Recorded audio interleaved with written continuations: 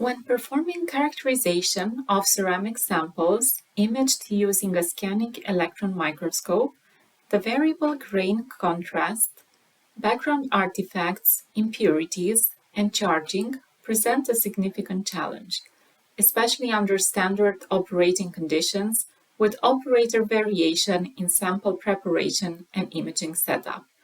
In the past, grain size information has been obtained using manual tracing. As we apply the recipe, we see that MIPAR is able to quickly and accurately detect the entire grains and measure the mean caliper diameter of the grains of interest.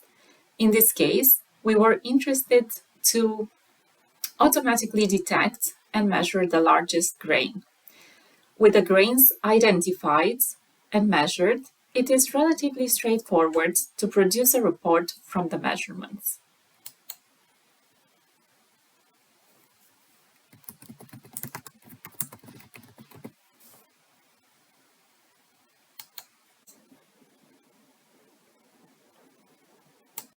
All these capabilities, detection, grain measurements, and report generation, are also available when processing batches of images.